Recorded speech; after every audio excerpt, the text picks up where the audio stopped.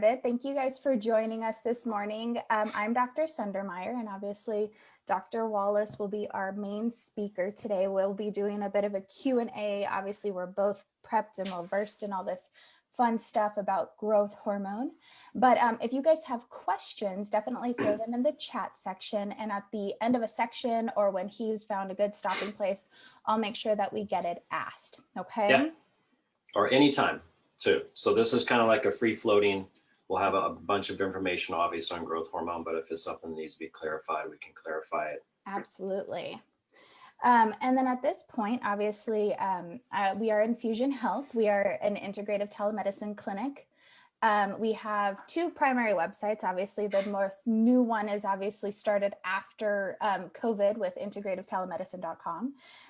And we promote integrative wellness, hormone therapy. And this talk specifically is about how growth hormone can be impacted by our day-to-day life, but obviously also things that can support growth hormone itself naturally and medicinally.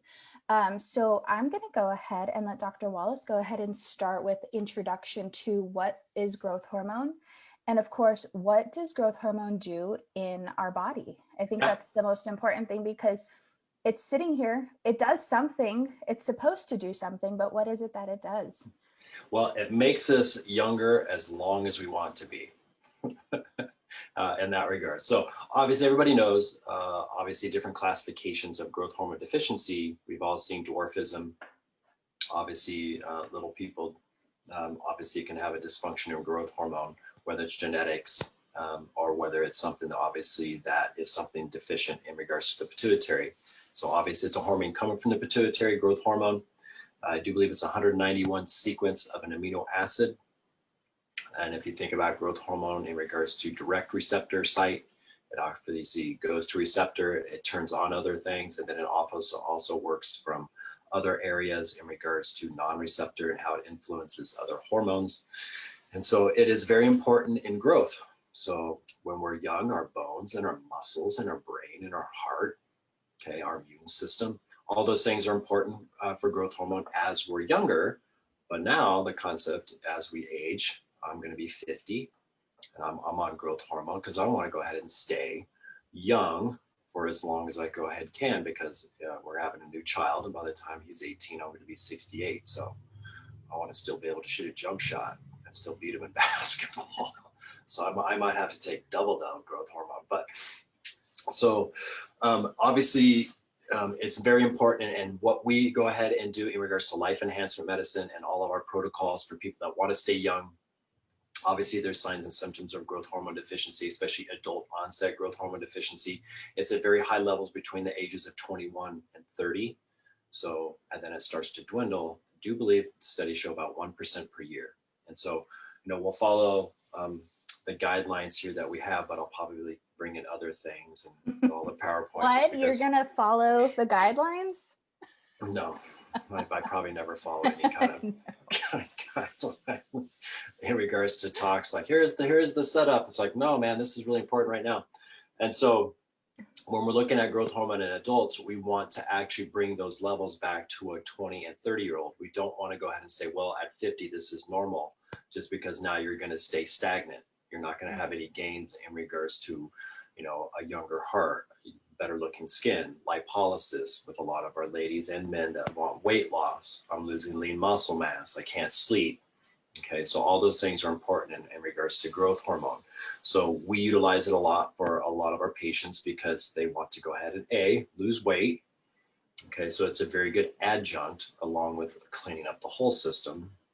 Growth hormone just will work, but it doesn't work with somebody that still wants to go ahead and eat improper, drink coffee, don't get sleep. Their caloric, like I said, induction into their body is way over what is actually necessary to go ahead and promote, like I said, a calorie restricted diet. So lean body mass, VO2 max. And so we think about oxygen. And so we want oxygen in our body to run a thing called oxidative phosphorylation. And so oxygen is obviously important in ATP production. And that's actually what our body utilizes for energy. If we didn't have ATP, I wouldn't be talking. So we want to make sure that your VO2 max is up. And so how our body utilizes oxygen into the system, how efficient is it, how it feeds into the systems in regards to electron transport chain, these different biochemical equations that we learned in biochemistry a long time ago now. How long has it been now for you? I don't know, like 12 years, I think. 12 years. It's been a minute since I've been in biochem, if not longer. Exactly. But the good thing is, usually from a naturopathic standpoint, we know a lot of biochemistry. So even though we don't study it technically in the classroom anymore, we're always looking at the biochemical pathways and how to make those more efficient. And I do believe that's one of the biggest differences between a naturopathic physician and an MD, okay, in my standpoint, just because if they're checking for you and they look at your numbers and they sit there and say you're fine, but obviously if you know the biochemical pathways to certain things and how growth hormone and other hormones are utilized, then there's just a better fit of how you can actually influence those pathways to actually create optimal health. So it helps with that. Increased power output. So, we think of watts and ohms and joules, these different types of things from physics. And so if we can go ahead and better muscle mass, better contractility, better power output, those types of things. And then obviously the muscle cells will produce different types of hormones. And it just helps on out in regards to utilizing calories better, oxidative phosphorylation, and so a better power output. Bone mass, some of obviously people probably understand maybe a growth hormone influence in regards to acromegaly. So trying to think of the wrestler, Andre the Giant, okay, acromegaly. And so that's when you have too much growth hormone. And then obviously your bones will start to massively grow, and especially the facial bones, these types of things. You'll have a plastic kind of looking appearance. And so we think of people that are 7'4", and we look at their parents, and their parents were 5'10". Okay, they probably had, like I said, a dysfunction in regards to their growth hormone at a younger age. And so obviously bone density, but now that's important for our population that wants to go ahead and stay optimal, because as growth hormone goes down, osteoporosis goes up. Okay, so you see a lot of times these little old ladies, other hormones are involved as well, but they start to get kyphotic and hunched over because they start to lose a little bit of the bone mass and their structural, like I said, components, their tethering components. Bone is supposed to be perfectly fine. Like I said, muscle strength is supposed to keep us upright, especially some of the small postural muscles. And then, so if we don't have that, we start to get more kyphotic. And what does kyphotic mean exactly? Just think of that slump forward posture. It's like we're just slumped forward. Right. Okay. And that's right at around the thoracic, like the mid back, right? Not necessarily the lower back, but that's that mid back forward posturing. Exactly. So we're supposed to be nice and upright. So if you saw one of my Instagram videos, different exercises to promote thoracic extension. So we have a cervical spine, thoracic spine, lumbar spine. And so in between those two is obviously our thoracic spine, which is extremely important. And so we get more kyphotic in that regard. So we just want to make sure that our females, men don't have it as much. And just because for some reason, men just able to hold on to their growth hormone and testosterone a little bit longer. Which obviously play a role in each other, which we'll learn in a moment, right? So the more you can hang on to testosterone, the better your growth hormone actually will be supported, right? Women have all these multi-trio of hormones we'll call testosterone, estradiol, and progesterone, where men have those three hormones, but obviously testosterone just wins, right? Where women, estrogen and progesterone are this very huge balance that takes place. Men don't need that balance like women do. And so I would bet you there's a little bit, that hasn't been fully researched yet, but I'm sure a little bit of impact in that. Well, we just read about this yesterday, obviously. So females will go ahead and through puberty, they'll be way ahead of males. You'll see them, they'll be a little bit more developed, possibly a little more athletic, even at a younger age, just because estrogen comes out. Estrogen actually promotes growth hormone. Free testosterone really doesn't come out until a little bit later. And so you'll see females climb. They'll hit puberty. They might be a little more developed, just more advanced. But as soon as testosterone comes into play for men, it just skyrockets. Right. And that's why young women go through puberty and get taller and bigger before young boys, right? Yeah. Yep. Just because of growth hormone. And that's known. And so that is a known fact. So obviously, metabolism, slow growth hormone. So think of everything being young. Okay. We're in our 20s, young, our skin looks great, our hair is fantastic, you know, we are able to recover from workouts, those types of things. Okay, growth hormone is highest.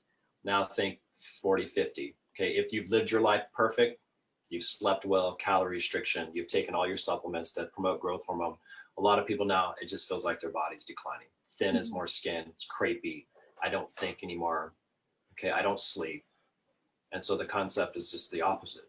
Right. And so, you know, how do we test those things, and how does insulin-like growth factor come into play, and how does these different hormones come into play in regards to growth hormone? So if I start going ahead and speaking too fast, you can always go ahead and let me know. I'll let you know. Don't you worry. Okay. I know you keep me in check all the time, so that's good. All right. So it's all good. So what do we think about, again, in utero, baby's there, going through this time, growth hormone develops the heart. Okay, growth hormone develops the liver. Growth hormone is obviously develops all the organs. So how important is it in regards to cardiovascular health? So, you know, cardiovascular system, a large set of mitochondria in the heart. And so obviously we have a healthy heart. Okay, hopefully early in, like I said, life. Okay, obviously if there's genetic deficiencies, those types of things, obviously people can have heart issues. But now as we decline, you know, cardiovascular output, those things start to dwindle just because growth hormone is no longer there to keep the mitochondria healthy. Obviously the muscle, it's a muscle. Okay, so we have to work our heart out. And so if growth hormone is deficient, the muscle is not as, like I said, as efficient, it starts to weaken. And so obviously we can have some heart issues. And so they have great studies in regards to congestive heart failure, okay, hypertension, all these things are related in regards to growth hormone deficiency. Give people growth hormone, all of a sudden the cardiovascular, cardiac output starts to increase, contractility starts to improve, ejection fraction improves. Correct. And so, you know, those are the things that growth hormone can do.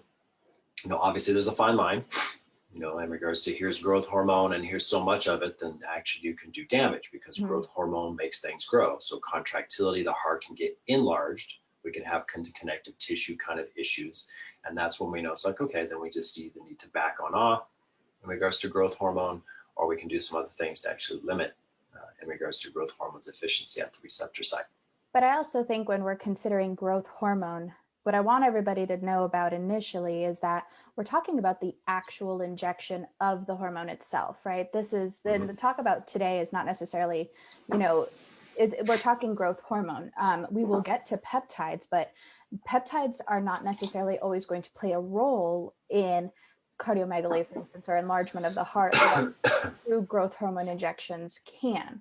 So I do want to make that clear because those are obviously two big things that we want to talk about today, as well as the difference between a true growth hormone injection, which is very limited and difficult to get, and what a peptide that releases growth hormone in our body naturally. And those, I think, are two big statements that we want to consider moving forward. And when we're talking about changes to the cardiovascular, or I should say the heart muscle, that's where you're going to have issues with growth hormone injections over time too, right? Yeah. It's like, well, you know, we think about negative and positive feedback in the body. So when you give a peptide, it basically tells the pituitary to release growth hormone, releasing hormone. And so it does it more in a sense of natural to the body. And so it also creates different forms. I do believe there's over 20 different types of isotopes or forms of growth hormone. Right. And so when you're taking stuff like nortropin or somatotropin or somatotropin or sumatrope, which are the actual growth hormones. Yeah, which are just a single injection. And so the body's not able to make these different types, okay, because there might be like receptors specific for the heart, then for the liver. And so those are the things that, you know, override negatively feedback, and also you have better control of it. But then there's a concept called tachyphylaxis, which means that over time, if you continue to inject something, whether it means growth hormone or testosterone or anything like that, you start to have a dwindling result. Right. Okay. So if you're always injecting growth hormone, eventually the receptors are like, yeah, man, I'm done. Right. So, burnout happens. Correct. And that's why with peptides, as well as if you're doing growth hormone, obviously there's a cycle on, cycle off. And a lot of times with the peptides, it's built into the injection cycle. So, you know, usually 5 days on, 2 days off, but I usually still have my people take, like I said, maybe 2 or 3 weeks off. Yeah. Well, with that, since we got off track as always, let's talk a little bit about the immune response and growth hormones function. So same concept. When we're young, okay, growth hormone obviously helps our body balance itself between a thing called Th1 and Th2, which is an antibody-driven immune system, and what is basically called a cascade, which is basically a non-antibody driven. And so it helps bring balance into that. It actually helps in regards to T cell proliferation and balancing. And so we know this kinds of studies because growth hormone is used in a large population in regards to HIV, so Correct. human immunodeficiency virus.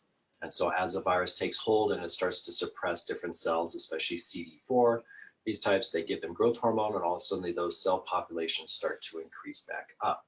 So we know that obviously it's involved in regards to that. So we utilize it a lot, same concept. You know, it's not the first go-to in regards to an immunocompromised person, or you don't use it technically to fight off a virus.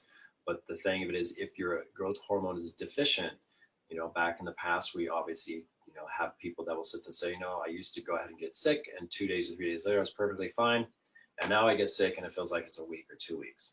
I just don't recover as fast. It's just because as the, you know, pathogen enters your body, if growth hormone is deficient, you're not going to get the messenger system to tell your body to start actually proliferating into different types of cells, natural killer cells. And that's actually important with growth hormone. And so we want to make sure that people's growth hormones are perfectly efficient. Right. Along with that, obviously the inflammatory processes that take place we're more inflamed as we get older, right? And that's because when growth hormone declines with time, we're obviously having what's called a decrease, or I should say an increased cytokine effect when we get older. Cytokines create inflammation. And obviously as we get older, we notice more knee pain. I don't know, you know, you notice like in your 30s, you're like, wow, my knees actually hurt before the rainstorms come. I noticed that started happening to me in my, you know, early 30s. And I was like, oh, super. But obviously I've now entered that 30 age category all those years ago. And now my cytokines just are way too efficient, apparently, because I have more inflammation.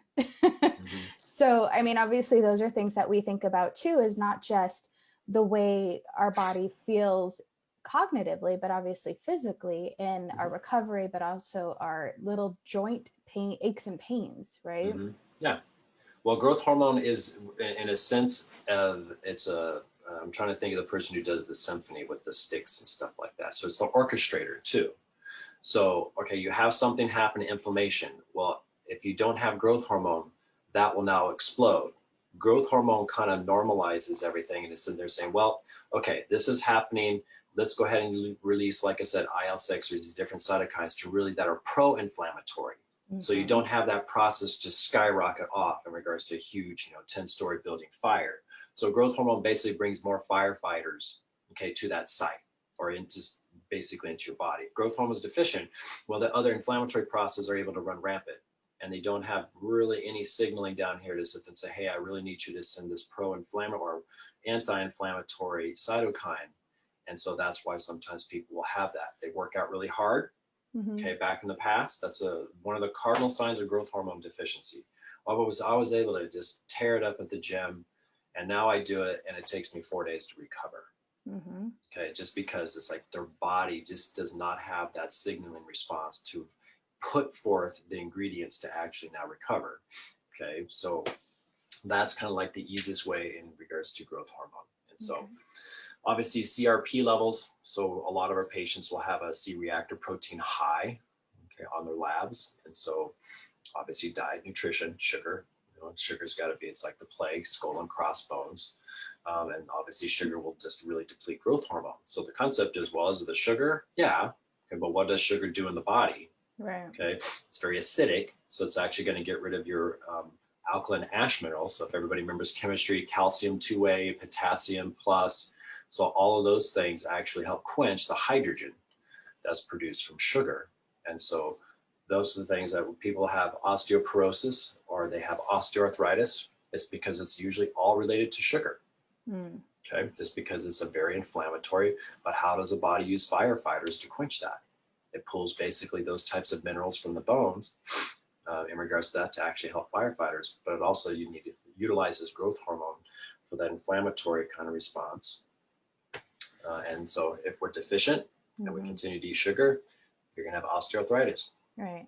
So obviously we have huge impacts on the immune system with growth hormones function, natural function in the body. We obviously have cardiovascular health and issues with our heart as we age because of a deficiency state or a decline just because natural aging.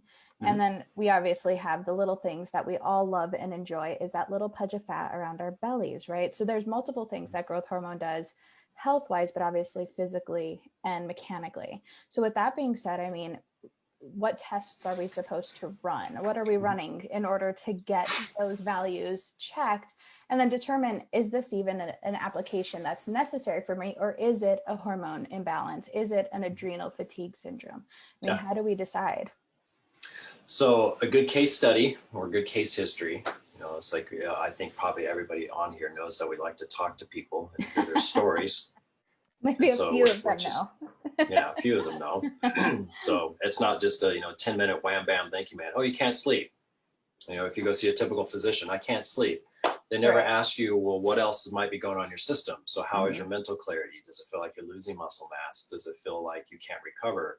Does it feel like you're always you're on the treadmill and it doesn't feel like I get that second wind? It takes me forever to finally feel like I finally get into that oxygen, where we're going into oxidative phosphorylation or beta oxidation, where we're utilizing up different types of fats rather than just strict, like sugar in regards to phosphokinase, these different or phosphorylative processes in regards to utilizing just glucose. And so they never ask that. And so they go, well, you're not sleeping. Okay, well, here's Ambien or here's, Trazodone, those types of things. Like, dude, I mean, that's just ridiculous. So look at the age group you're in. If you're 40 and you can't sleep and you've tried everything known to man, that includes sleepy time tea and melatonin and all these other things, which is funny with melatonin because melatonin induces growth hormone. So is it the melatonin or is it the growth hormone? It might be both. But those are the things that, we obviously ask. And so that's why a good case history. From a blood standpoint, when I say there's the gold standard where they try to do an insulin, in regards to almost like you're doing a glucose tolerance test to see how your insulin comes on out, but that's so expensive and it's just so long. So we basically test insulin-like growth factor 1, because as growth hormone is elevated in the body, it helps IGF-1 elevate. So they're kind of proportional in their curves. Right. And so we check those things on out. If insulin-like growth factor 1 is low, then it's like, okay, we probably relegate that your insulin-like or your growth hormone is low. And then we also check for insulin-like growth factor binding protein. Right. So if your insulin growth-like binding protein is really high, everything is bound onto IGF-1. And so we know it's like, okay, well, this is not coming on out. Why is it not coming on out? Because it might be growth hormone deficient. And so there's different values that we look at. So if we're we're trying to balance people pretty much in their 20s and 30s. You're 50. I don't want to have your growth hormone be 48. Even though 48 is younger, I want your growth hormone to be in 20s and the 30s. That's where it's supposed to be if you want a therapeutic benefit of longevity. And so IGF-1 for men usually is between 300 to 350 on the lab. For females, it's 220 to 300. Right. And this is obviously more and more new research coming out indicating this information too. Yeah. That are more optimal ranges based on age and not necessarily based on individual, right? Yeah, exactly. It's like we want these numbers to be like you're in their 20s and 30s. That's, technically why, it's called life enhancement medicine, or, I don't like the term anti-aging, just because I always talk about it. I can get Botox or I have a great looking haircut when I had hair and I look younger. So I guess that's anti-aging. Right. It's true. No, it's like I do look younger, so I am less. But our anti-aging usually tries to stem from the biochemistry and trying to get your biochemistry to act like it's 20 and 30 again. Right. By doing those. And so insulin-like growth factor binding protein for men, or for both men and women, usually between 2 and 4. Right. Because obviously the higher the number, that's where you're saying the concern lies, because it's overly bound. So it's not creating any function in the body, right? Yeah. Okay. Yeah. Perfect. And we know people that probably have seen us probably when we discuss with them sex hormone binding globulin. Right. So if you think of sex hormone binding globulin or thyroid binding globulin, so if those things are high, those are the things that are bound onto our testosterone and estrogen. Mm-hmm. And so the concept is, well, do we need to work on your sex hormone binding globulin, or do we actually need to work on your testosterone? Okay, Right. Especially for dudes, it's like a lot of time we just need to work on the sex hormone binding globulin, but you do that by actually increasing the hormone that it's bound to, along with obviously exercise and Mm-hmm. especially zinc For men. Okay, for men Right. and women. All right. Well, with that being said, I think the big question now is, so we have these awesome lives that we all live, right? And there are awesome things that we tend to do pretty consistently, like drink coffee. Granted, I saw that you have a tea bag there. I'm drinking coffee this morning. But there are things that we do on a daily basis without even realizing it, or without even thinking negatively about it, that can cause our growth hormone to decline. So with that, I mean, what are your common things that you do that decrease growth hormone? And I bet you, everybody that's listening, probably knows a couple things that they probably do after what we've been talking about and leading to. I know. Let's do this. It's like we have three people. What do you think? Put your comments in. Yeah. So what do you think? A daily life, your daily life. I can answer two for me right now. Many of you know that I'm expecting. And so one of the big things that I've been doing recently is not sleeping. And poor sleep, as we know, can negatively affect the release of growth hormone, because growth hormone is released when we sleep. So if we're not sleeping and we're not sleeping effectively, that's the question. So Nancy wants to know, is stress a big one? And I'm going to go, yeah. So stress is huge when it comes to the release of growth hormone. And we were reading a really great study last night. I think you have this about stress and growth hormone.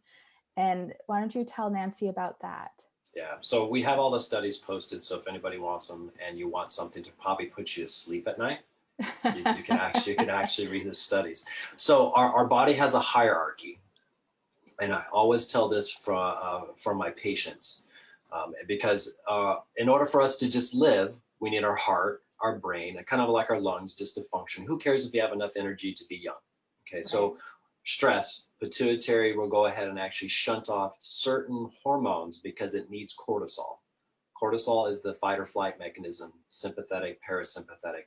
So who cares if you can sleep, as long as you can go ahead and work, take care of the kids, all these different types of things that people are stressed out about, their money, the pandemic, those types of things. And so the body will have a hierarchy of what needs to be produced to actually get you up in the morning.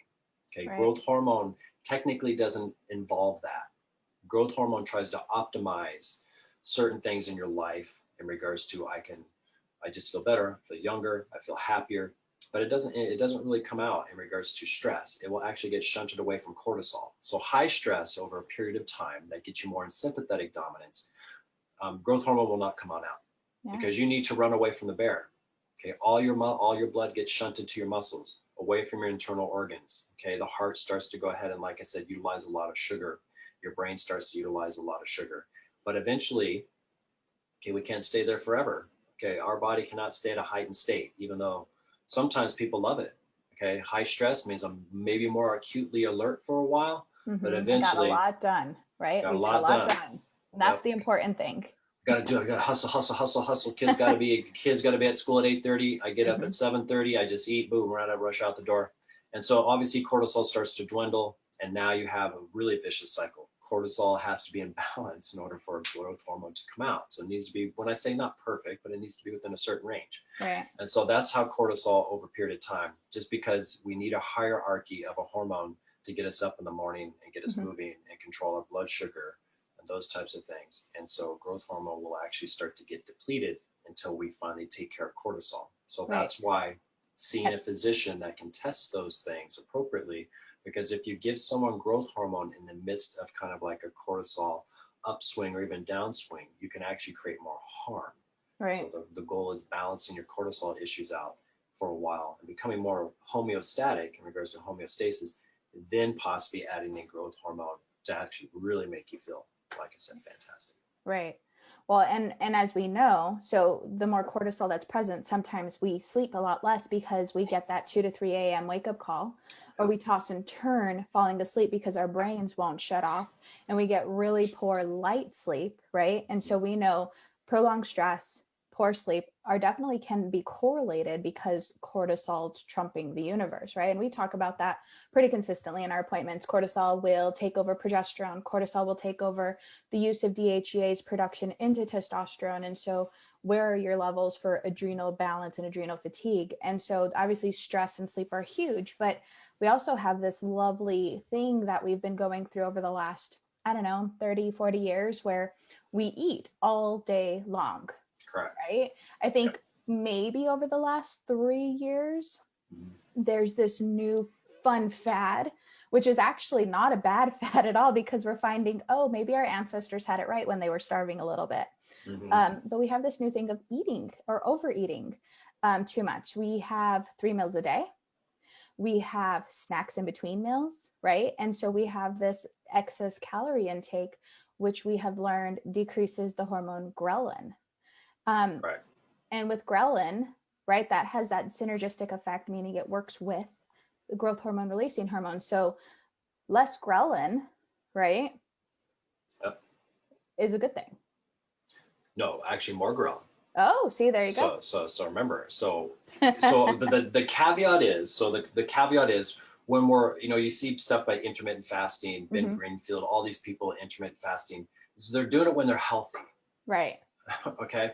So I always tell people, they go, well, I've been intermittent fasting, and they're just down in the dumps. Well, they're also probably in adrenal fatigue. Correct. So there is a time where you actually need to feed the body over a period of time, especially in adrenal fatigue, because you don't want to have so long of a distance, because now your blood sugar will have to come out. And guess what comes out to control that? Cortisol. So when you're perfectly healthy, and all these guys talk about intermittent fasting, you never see someone just totally emaciated and just down in the dumps, intermittent fasting and recovering. Okay, they never show that on the social media. It's like intermittent fasting. Look at me, my biceps are huge. That kind of crap. And it's like, no. So that's why you meet someone that can actually build you on up. Then you can sit there and possibly be intermittent fasting. So like Dr. Sundermeyer said, ghrelin and growth hormone releasing hormone basically look the same. The emptier our stomach is, the more ghrelin actually gets released, and that will actually improve growth hormone. So intermittent fasting is great. Calorie restriction is great, because if we're always having food in our stomach digesting, okay, ghrelin actually really can't come out. And so that's another mechanism in regards to a peptide, in regards how it's synergistically, like Dr. Sundermeyer was saying, with growth hormones. So when we say calorie restriction, we don't have to, if we're an Olympic athlete, obviously we want to go ahead and take in more calories, but they're still spacing it on out to where there's food not consistently, like I said, in the stomach, where ghrelin can't come out. Right. And so that's actually fantastic. A big story I remember having in regards to traveling up to Modesto Reservoir, there used to be a place like an Empire or Waterford, like this big red barn.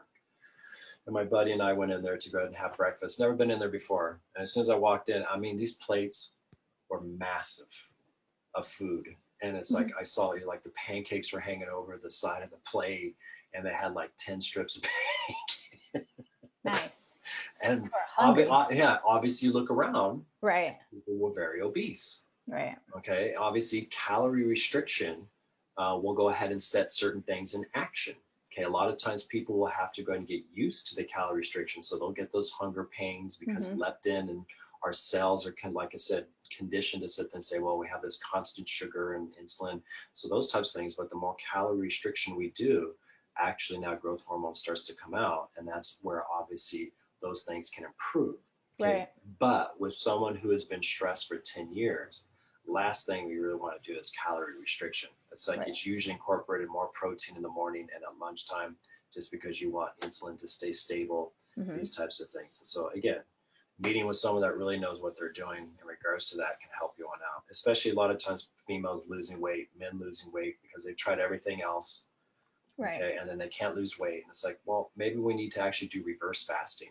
Right. We actually need to feed the system more. Well, and I think the one thing that I find is a lot of people that are trying to lose weight do tend to go into a calorie deficit.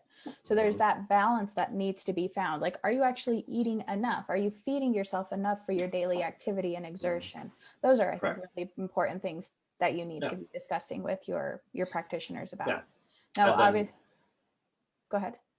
And then we talked about, like I said, the physiological response to stress. As you go ahead and cortisol goes up and it starts to dwindle, you get in what is called a hypoanabolic state. Right. Which means that you were taking 1,500 calories and now you're taking 13, you're still not losing weight because your body is now actually conserving everything that you put into it. Right. And so that's just physiology. And so that's just, stress, my body starts to dwindle down.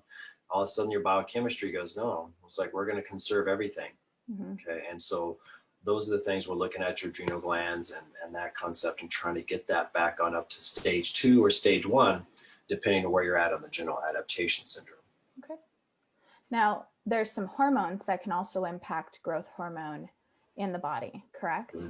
Yeah. So our lovely birth control. Okay. That female, so I think I have one female that I'm seeing. She started at 16 and she finally got off at like 48. And it's like, man, that's a long time for that to go ahead and produce a lot of damage into the system. So, and not just that, but that is an oral estrogen, which is what we have found impacts growth hormone release and can make it decrease over time. Now, we do appreciate, I mean, as a woman, I know that not all men quite grasp it, but I think as a woman, I appreciate birth control and I appreciate it. I had it, but there's also a time and a place where we shouldn't be so reliant on it after a time frame, right? I have women in their mid to late 40s that are still on birth control. I think there's a time and a place for everything. And I would say that's when we can definitely come off of it and create balance within the actual hormones themselves so that we can better your longevity, better your sense of wellness, but obviously support the little things that you keep being concerned about, like weight gain or cognitive changes or things like that. Yeah. Well, also too, when a doctor puts you on birth control pill at 16, he never sits there and says, you're going to have to really take a B vitamin. It's like, no, here, take it, man. You're good. It's like, no, they just have great studies. So birth control, all your Bs, say niacin, thiamine, riboflavin, dexapanthenol, all these other different types of B vitamins are basically in the toilet. Okay. And those things are obviously important in regards to utilizing carbohydrates, proteins, fats. Okay. But it also feeds into different things like homocysteine pathways and methylation, also detox, those types of things. And so when you're young, your body can maintain homeostasis because it will pull it from wherever it needs to get. Right. Okay. So that's the fantastic thing about the body. It's like you'll stay, as when I say normal in regards to your blood chemistry, for as long as you can.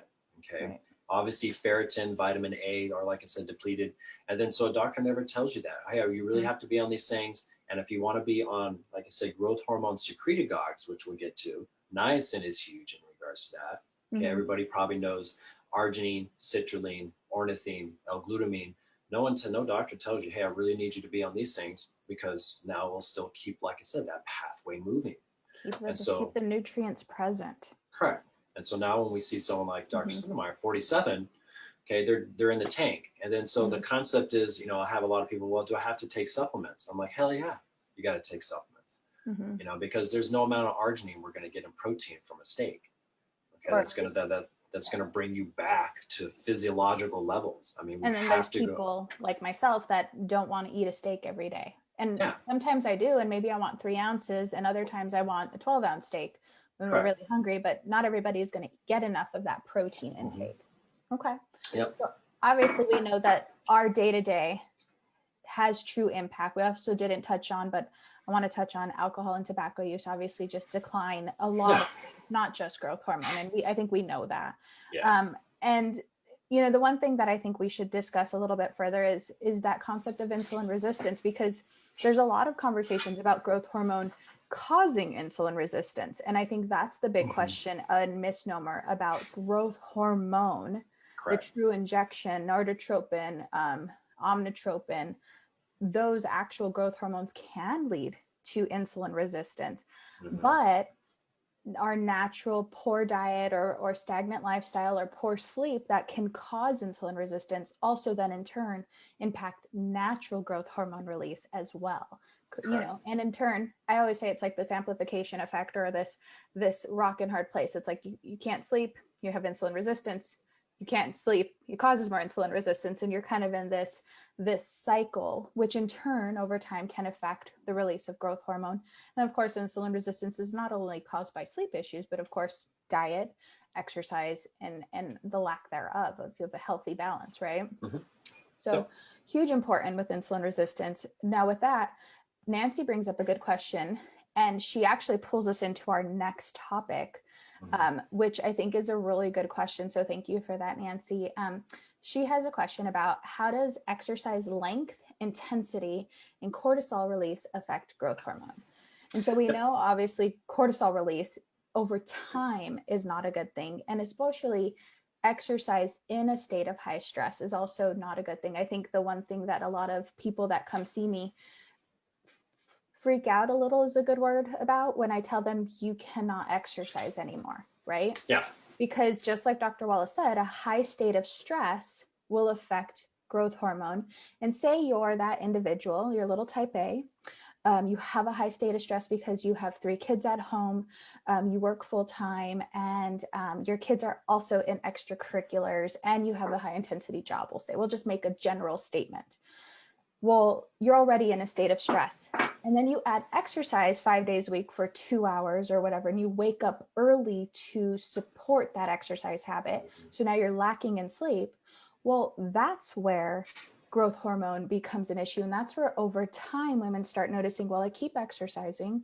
And I think men actually notice this too, but I'm exhausted. Or the day after, I feel like I need a nap.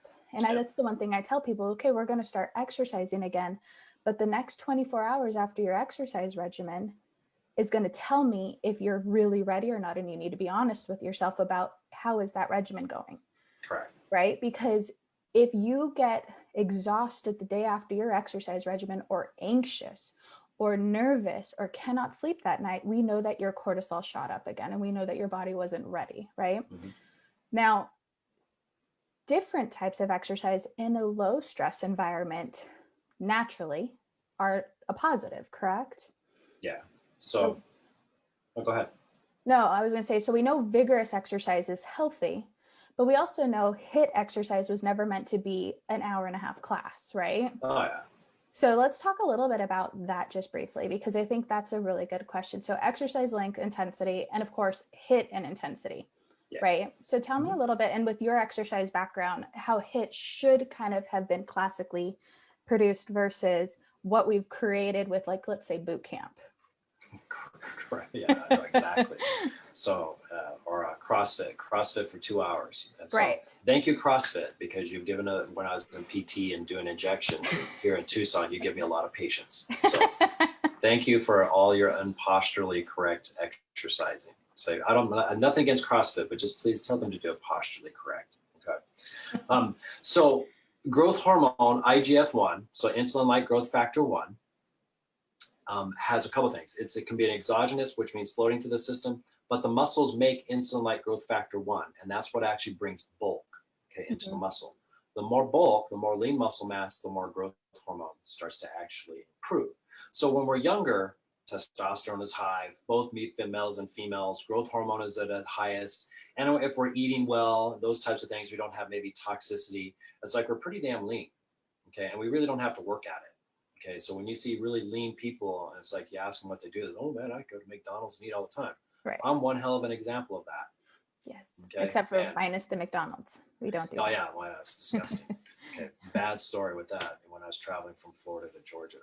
So long time ago. But so now aerobic exercise, heart, lung, but we're really not putting force through a muscle. Okay. Great, we're utilizing oxygen, these types of things, which is fantastic. But as we age, studies show that higher intensity, shorter duration will actually improve growth hormone, because as we start to work on out the different cells in regards to the satellite cells, these types of things will actually start to produce insulin-like growth factor 1 and actually help the muscle become a little bit more bulk. Obviously, the more bulk a muscle has, the more of a burner it is. So usually with older population, you really want to try to gear them away from just, I'm on an hour and a half on the elliptical rider and I'm doing this type of thing and I'm not getting results. Like, great. The concept with elliptical rider or a bike, which I always tell people, usually 2 minutes, 8 seconds.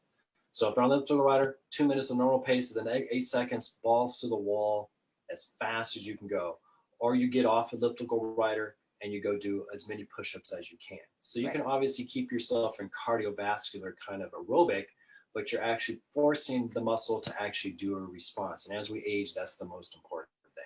And it doesn't need to be an hour and a half of boot camp. It's like, here is 30, 35 minutes, okay, of really focused training in regards to, I work all the muscle groups, those types of things, because I'm not trying to go ahead and do today's back and buys, and then tomorrow's legs and back and stuff like that.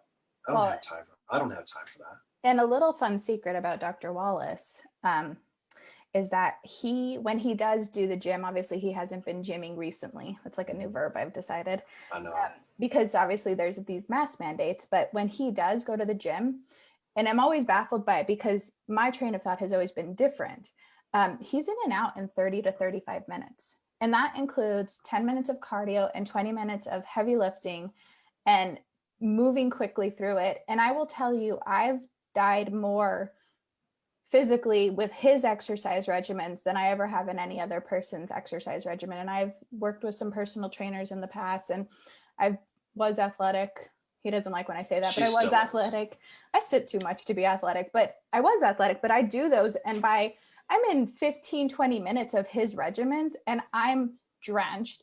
And I'm like, I'm done. I'm done, because it's constant. So it's a different type of hit, I would say, but it's a continual exercise regimen, as opposed to, I'm going to do my 15 minutes or 30 minutes on a treadmill, or I'm getting my hour in of aerobic exercise, like some trainers want you to do, and then an hour of some kind of specific muscle integrity. So his exercise is very different, and his exercise is probably better for a population, above 30, 35, 40 maybe, as opposed to what we think we should be doing in general. Correct. Well, again, so I have nothing against. So the concept is, it's like, it's people just to move. But the concept usually for our clientele is like, it's like, I'm an entrepreneur. I don't have 2 hours because I'm not Bill Gates, which I wish he would just fade away. And in that regards, where I have a tremendous amount of time throughout the day. But the studies show as we age, we don't need that amount of intensity. So in 20 years, at 20 years, then I think it's perfectly fine, because you can actually go ahead. And when I was younger, when I was in recess, kindergarten, all I would do was run. Right. And so the concept is that got my lungs and my heart really prepared for me to go ahead and run forever. Right. Okay, I can easily just pick up, all right, I'm just going to go run. Right. But now as we age, genetics shows that if we want to keep insulin resistance down, if we want to improve growth hormone, if we actually want to improve our hormone profiles, then utilizing and taxing the muscle is what's need to be appropriate with that. Right. Long, aerobics and stuff like that, if it's the main focus, will not lose as much weight, because our body is all about conserving. So when we get on the treadmill and we start to go ahead and run or do something aerobically, our body over time will now sit there and go, well, I'm becoming so efficient. And so it will actually start to conserve calories, because you become so efficient in regards to just adding what the heart really needs a little bit, the lungs need a little bit, obviously those types of things. So those are things obviously that are important. And like I said, the cool thing is, like, if you really know training, which I think some people do here that are on, it's like every day you're working the muscle group, but you're working from a different angle. So if I'm working my lats, it's lat pull. The next day it's a 1-arm row, and then I'm doing pull-ups. So the concept is you're hitting every major muscle group on like I say, a 5-day basis or 2 days off, but you're not doing the same exercise every day to hit that same muscle group. So bicep curls, and then basically 1-arm curls. And then, like I said, different cable curls. And so you're always doing things to go ahead and actually keep that muscle fibers going, working it from different angles. And because you're not trying to necessarily build bulk like a bodybuilder that has to work that same muscle group from every different angle on a certain day, okay, to keep those muscle fibers. Your goal is to actually just make sure that you're taxing the muscle. So. Okay. Well, and then obviously we went into exercise pretty nicely. We went into lean muscle mass pretty nicely with natural growth hormone support. But obviously, and I think we've hit the point of clean eating, calorie restriction, and better sleep. So, those are 5 easy things to work on, right? And I think another one is stress management, which we didn't really talk about too much, but I think we grasped the point of calming down cortisol so that growth hormone can do its job, right? Yep. So definitely focusing on stress management. With that being said, let's talk about growth hormone support supplementally. Yep. So we have multiple things that we can do that support growth hormone supplementally. Obviously, you brought up a bunch of nutrients like niacin, you brought up arginine, ornithine, lysine, glycine, but we didn't talk about testosterone or topical and injectable estrogens. And obviously the hormone balance that we're constantly supporting our clients with and people with when it comes to supporting growth hormone naturally, and that importance of those balance in hormones and the way growth hormone is released.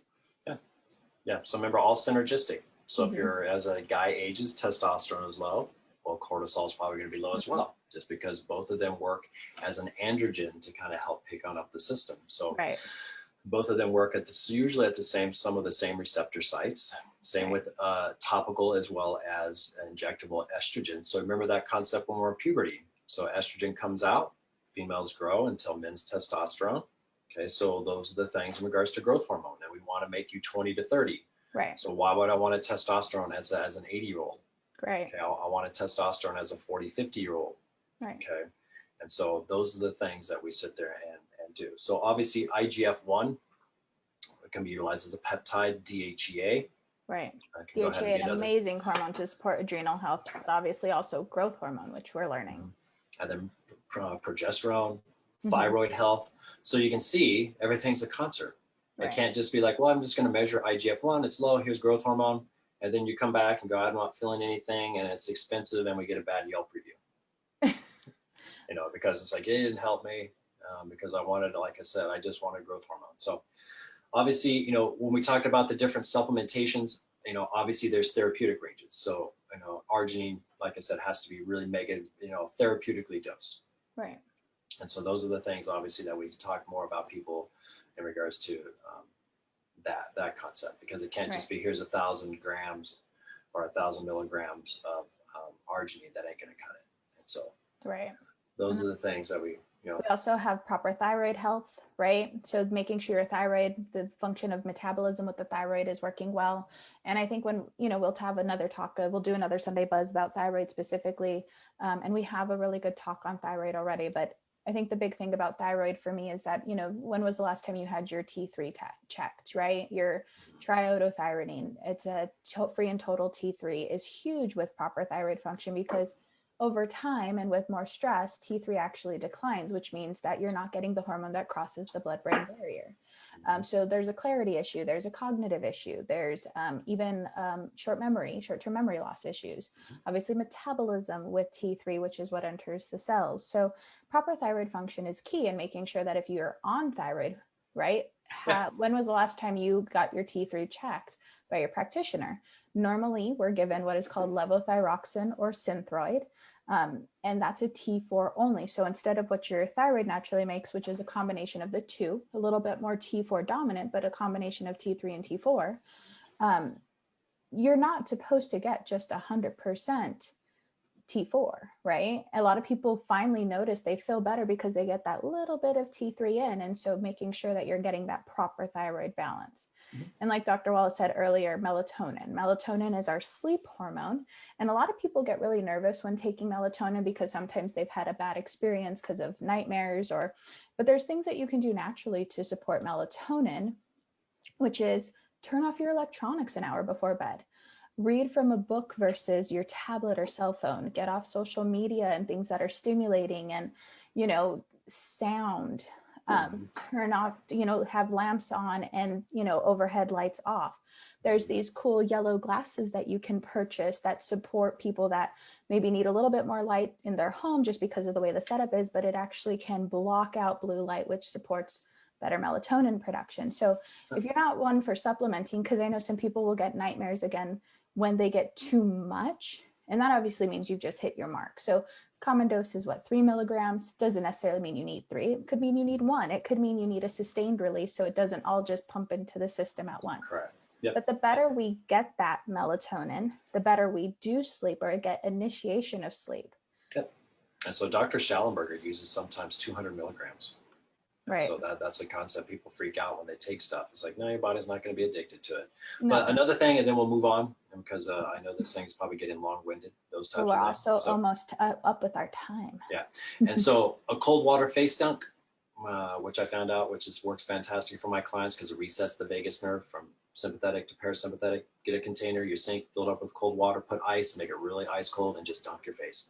Okay, goal is 1 minute, but you start with like 10 seconds, 15 seconds, build on up, and then just that cold water will actually reset the vagus nerve, and then you can go a little bit more into parasympathetic, and that's obviously rest and digest and all of that.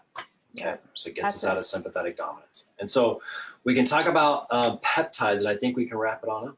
Well, I want to talk about one thing about growth hormone, the actual injection. So obviously the reason growth hormone today is not used as readily as it seems like it would be to support people with,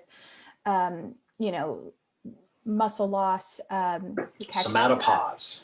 Yeah, somatopause. That's what lack it's of called. Growth hormone, lack of growth hormone in age. Obviously, even osteoporosis has been shown to be made benefited by growth hormone supplementation.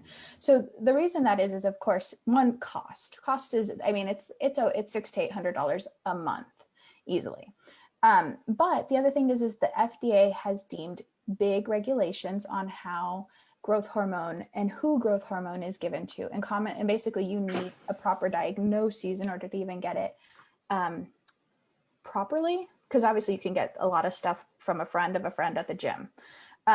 But it's important, I think, to note that obviously we know that the true growth hormone can cause insulin resistance, cardiomegaly, malignant transformations obviously is a big one, because of course it's a true growth hormone. So obviously we're not saying growth hormone is not amazing, because it is when it's appropriate. But that's why I think talking about peptides is the key, because it works within the system versus amplifying or overly doing it in the system. So we have a couple different peptides that also support growth hormone release that have been utilized really beautifully and really help a lot of people out for not just weight management, but just, like inflammation, right? So there's two types of peptides. And why don't you talk about that? Because this is kind of where your training surpasses mine. Yeah. So a growth hormone releasing hormone and then growth hormone releasing peptide.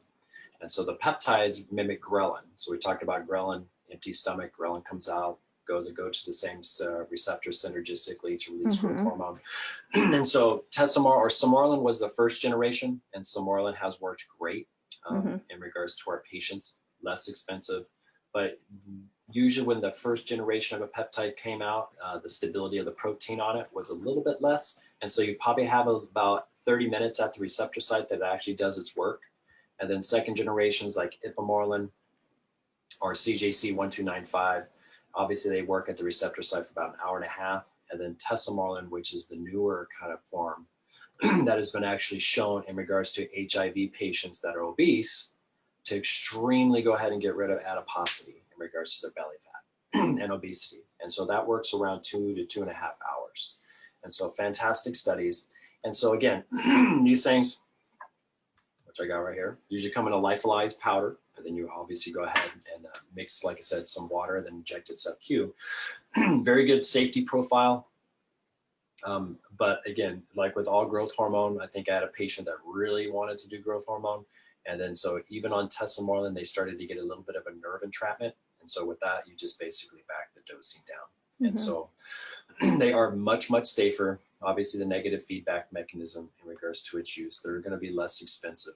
And we utilize them not just for, like I said, what Dr. Sundermeyer is saying, sleep, but it's a very good part of the anti-aging, like I said, process to try to keep us as young as we can. Because my theory is I want my patients and myself to grow old my way. And so that whole concept about growth hormone, the FDA, the doctors at the A4M basically wrote a paper, I think 30 years ago, promoting growth hormone.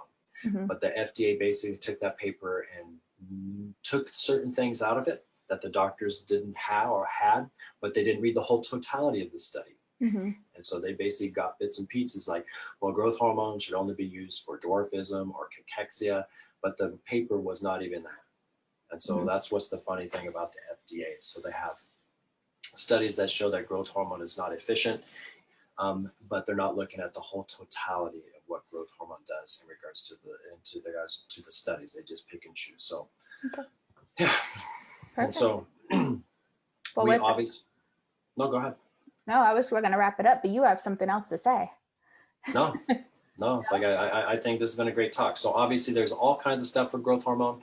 You know, we wanted to just spend an hour, but man, we can spend probably all day talking about growth hormone. Yeah, I think that's not an understatement. And obviously we've learned, I mean, if you pick an organ, we can tell you, something that it does on the system and its effects.